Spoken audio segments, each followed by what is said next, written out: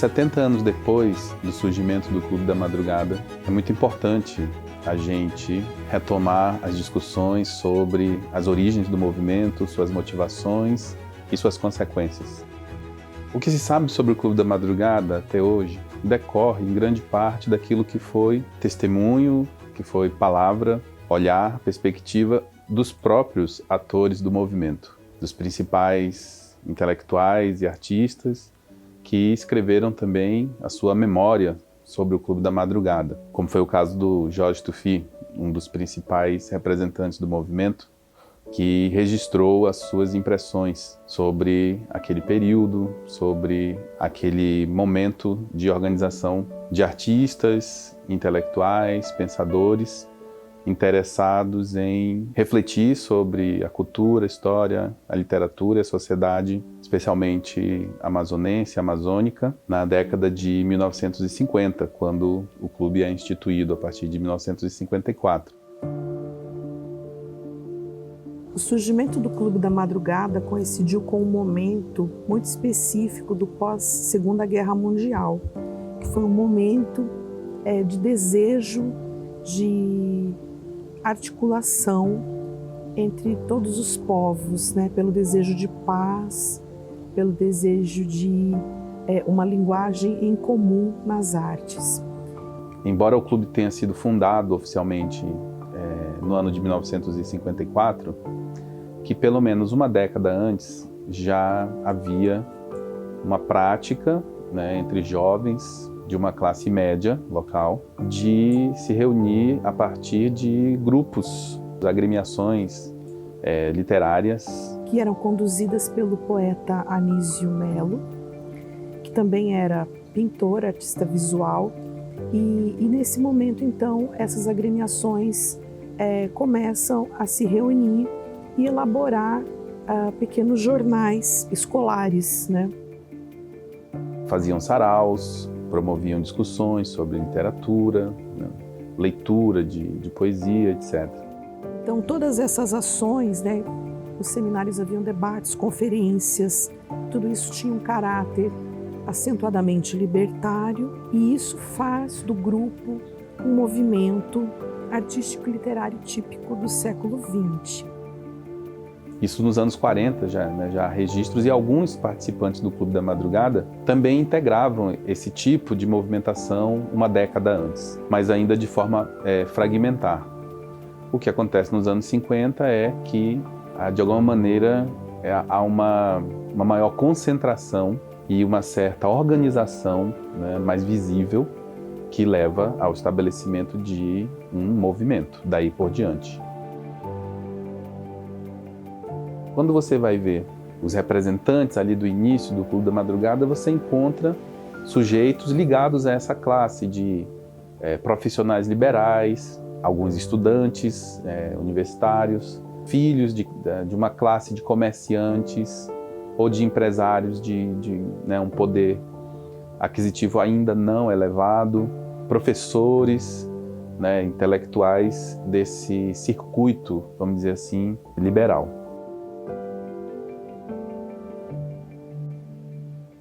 Então, eles significam, nesse sentido, a ascensão de um tipo de gosto também.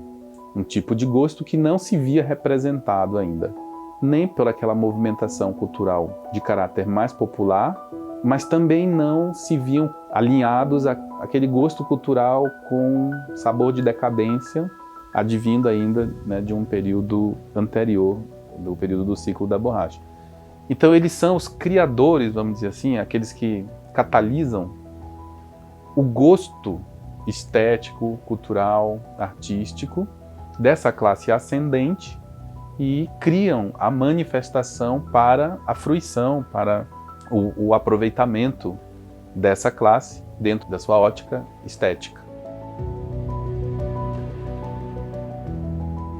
O grupo também teve o seu manifesto, assim como outros movimentos de vanguarda. E esse manifesto foi publicado em 1955, no aniversário de 1 ano do clube, na revista Madrugada 1. No manifesto, né, que tem um caráter contestador há uma tentativa de romper com uma certa mistificação da região, da arte produzida aqui, né, e um certo questionamento também a respeito dessas aspirações.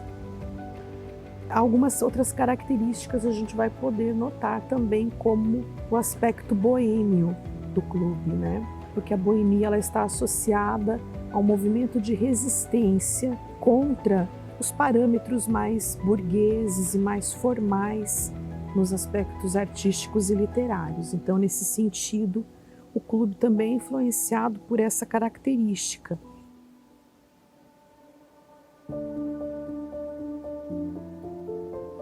O Clube da Madrugada foi fundado em 1954. Ele passou por altos e baixos, né? Porque eles não encontravam ainda um lugar onde eles pudessem se projetar na cultura amazonense, né? E em 61, surgem duas iniciativas que vão conferir ao clube uma certa organicidade. A primeira delas é o Estatuto do Clube da Madrugada, né? O Estatuto do Clube da Madrugada vai enfatizar as propostas do clube, mas o que vai conferir uma aceitação, uma percepção melhor do clube é a criação do suplemento literário. É o suplemento literário do Clube da Madrugada que vai estabelecer muitas pontes, não só locais, como nacionais, porque ele foi lido não apenas em Manaus, pelos leitores amazonenses, ele foi lido em muitos estados, em muitos outros locais do país, naquele momento em que os suplementos literários, sobretudo no Rio de Janeiro, eles estavam em alta. Então, o suplemento do Clube da Madrugada, ele foi publicado de 61 a 72, foram 11 anos de suplemento, num jornal chamado O Jornal, que fazia parte de um conglomerado de mídia criado pelo Assis Chateaubriand. Esse jornal, ele teve como primeiro editor o Ascar de Figueiredo, que foi um dos fundadores da Academia Amazonense de Letras. Por que será que o Grupo Madrugada gostaria de ter um suplemento, né? Porque eu acho que a gente pensa que eles queriam ter uma audiência mais heterogênea. Eles se tornam mais conhecidos local e nacionalmente, né, a partir do suplemento literário que é publicado no jornal a partir de 1961. Em 1961, o Clube da Madrugada era presidido pelo Aloysio Sampaio. O Aloysio Sampaio era um jornalista também, né? Então, ele consegue negociar, ele, não só ele, os membros do clube iniciam um processo de negociação com o jornal e claro que os donos aceitam na medida que aquilo aliava prestígio ao seu jornal, né? Embora os madrugadores, como a gente pode chamar, eles temessem um pouco a reação do público diante dessa inovação, mas eles tinham um pensamento iluminista, uma proposta iluminista. Eles acreditavam que, melhor conhecendo o que se fazia em matéria de literatura no Amazonas, o gosto do público melhoraria.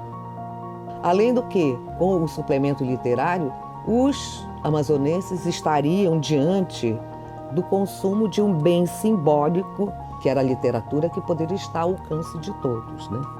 Então, eles vão procurar o jornal, fazem um longo processo de negociação, ele aceita. E por que o jornal? Porque ele era o jornal de maior circulação do Amazonas. E nesse período, a gente pode afirmar que uma boa parte da produção cultural, literária, artística, e também podemos afirmar que todo o ideário intelectual do grupo ficou registrado nessas páginas, nesse arquivo literário. Não só a produção literária, mas também a produção visual, né? Porque os artistas ligados ao grupo produziam ilustrações, estilogravuras, desenhos a bico de pena, fotografias, enfim, trabalhando em conjunto, né, ali com os escritores, poetas e fazendo essa produção.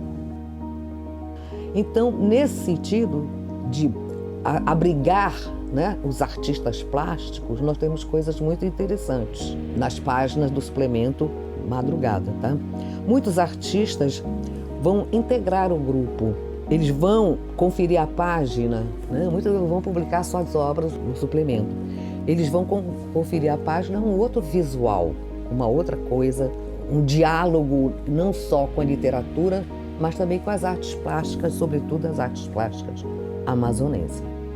Então, vários artistas vão integrar o grupo, conferindo essa nova dinâmica à página, como o Álvaro Páscoa, Getúlio Alho, o José Coelho Maciel, o Hahnemann Bacelar e o Afrânio de Castro. Aliás, falando no Afrânio, né, eu acho que uma das mais bonitas páginas do suplemento Madrugada é exatamente uma que porta uma ilustração do Afrânio de Castro.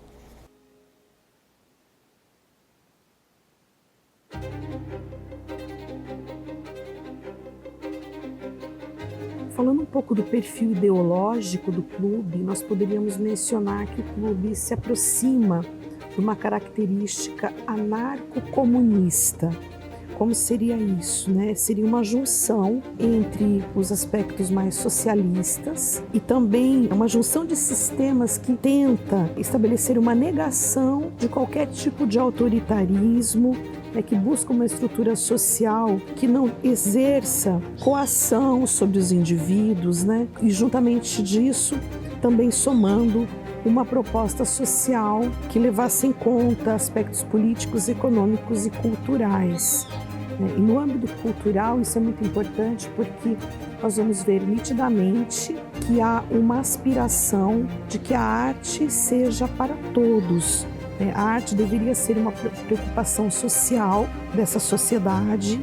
Essa ideologia caminha para esse sentido, né, de proporcionar uma arte mais acessível, uma arte fora dos ambientes fechados dos museus e proporcionando também uma integração desses espaços. Algo que é importante de destacar enquanto efeito, quer dizer, do aparecimento do Clube da Madrugada e suas práticas, né, de interlocução com a sociedade, é a instituição de uma visão de popularização da arte, de uma comunicação, circulação, né, social da obra. Há, com certeza, uma ampliação disso. As artes visuais, a poesia, a literatura de modo geral, a música, passam a ser entendidas como elementos que precisam circular para além do campo restrito dos artistas, ou dos artistas e da crítica, e às vezes até literalmente ganhar as ruas mesmo. Por isso nós vamos ver muitas ações do Clube de Madrugada acontecendo ao ar livre, exposições em praças públicas, na praia, lançamento de livros também nas manhãs de sábado, na Praça da Polícia e várias outras ações, né? Poesia de muro, Murifesto, todas essas ações vão acontecer ao ar livre, festivais de música, né? E também, claro, aconteciam ações em espaços fechados, né? Como na Pinacoteca do Estado, que ficava naquela altura, no segundo pavimento da Biblioteca Pública, ali na Rua Barroso. Lá também funcionava o Grupo de Estudos Cinematográficos, o GEC, que manteve um grande diálogo com o Clube da Madrugada. A Pinacoteca também, como tinha professores que faziam parte do Clube da Madrugada, vai estabelecer uma conexão incrível com o clube na promoção das artes visuais, também nas ações de ensino da arte, nas oficinas, né? Nós vamos ver também ali um incentivo a uma formação no acervo da própria Pinacoteca, né, a partir dessas ações do clube. E isso sim tem um caráter renovador se compararmos com as práticas estéticas, culturais de uma elite que antecedeu o Clube da Madrugada, contra a qual eles se levantaram, como eu disse. Esse tipo de interesse numa circulação mais ampla da obra artística é com certeza um dos grandes avanços, dos grandes ganhos que o Clube da Madrugada legou, né, à cena cultural amazonense.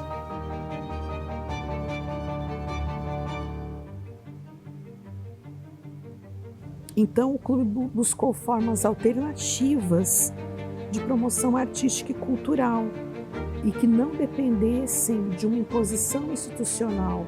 Lembrando que nós estamos aí nos anos 60 e que é um período de ditadura militar em todo o país. É interessante mencionar também que o clube realizou exposições variadas, não só coletivas, mas também exposições de artistas visuais. E nessa tentativa de articular, muitas vezes artistas que estavam residindo na cidade eram convidados a expor nas ações do clube, como a gente vai ver em 1965 com Horácio Heleno, um artista argentino que estava residindo, estava em trânsito no Brasil, atualmente se encontra em Barcelona, mas que na época passou um ano em Manaus, integrou o clube e o clube organizou uma exposição dele. Então, o Clube da Madrugada apoiou várias ações culturais independentes, dentre elas o Grupo de Estudos Cinematográficos, que teve uma ação muito interessante ligada ao audiovisual.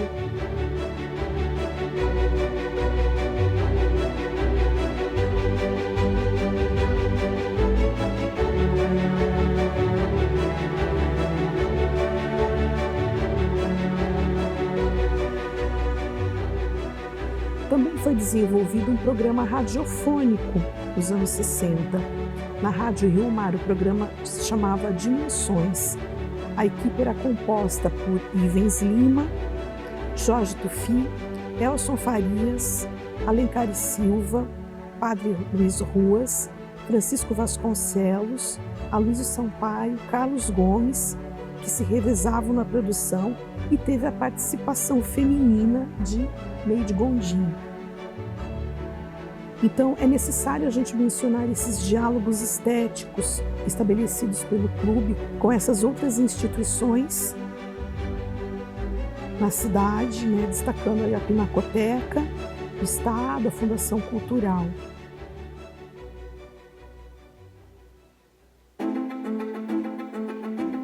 Então, esse intercâmbio ele foi muito rico, porque houve um fomento das artes, um fomento de acervo visual e também o incentivo para novos artistas emergentes naquele período. Então, a gente pode concluir nisso, que o Clube da Madrugada ele floresceu num momento de dificuldades políticas, econômicas, no meio de tensões ditatoriais, mas isso tudo foi um impulso, não impediu as ações. O espírito pela busca de uma novidade, de abertura artística, de também articulação. É importante mencionar que o Clube da Madrugada ele não queria ser um movimento isolado no Amazonas, ele queria se articular com o país, com o mundo. Todas essas ações proporcionaram uma dinâmica artística, uma articulação, e assim os membros do clube acabaram deixando esse legado, além das obras literárias, as obras visuais. Então é uma contribuição efetiva, tanto de uma intervenção no aspecto social e também intelectual da cidade.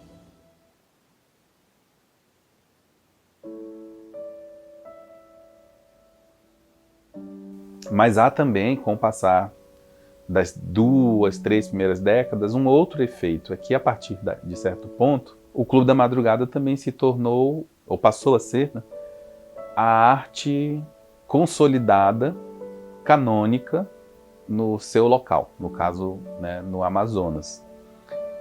Isso é meio incontornável, é meio difícil de não acontecer por causa do grau de abrangência e representatividade que eles alcançaram, mas tem essa consequência também de que isso já se traduz quando esses intelectuais começam a ocupar postos simbólicos ou nem tanto simbólicos de consolidação canônica e de poder. Isso já significa também um esgotamento daquele momento, por assim dizer, heróico, que dura sobretudo nos 10, 15 primeiros anos do movimento. Então depois o que se vai verificar já é o Clube da Madrugada como pertencente a um imaginário da arte, vamos dizer assim, autorizada e canonicamente estabelecida. A partir daí, como é próprio da dialética na história da literatura, da cultura e das artes, virão os novos, né, que vão também confrontar aqueles que já estão estabelecidos. E nesse movimento, né, haverá encontros e desencontros. Eventualmente as próximas gerações vão reconhecer a importância daquele movimento, ou também rechaçá-lo, ou fazer as duas coisas, né, em um movimento contínuo e dialético.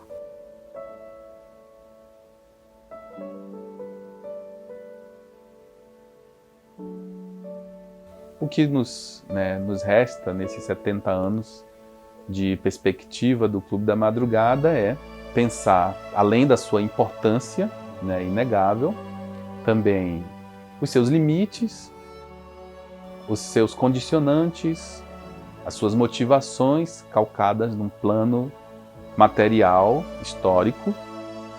É importante que se entenda. Não foram ideias que surgiram por reuniões, tertúlias, saraus, como se teria num imaginário, vamos dizer, entre aspas, romântico, mas são condições materiais históricas, né, que estabelecem, vamos dizer assim, um cenário para que pessoas tenham um propósito, um ideal e passem a partir disso, né, a realizar práticas de cultura, de criação e de circulação da arte.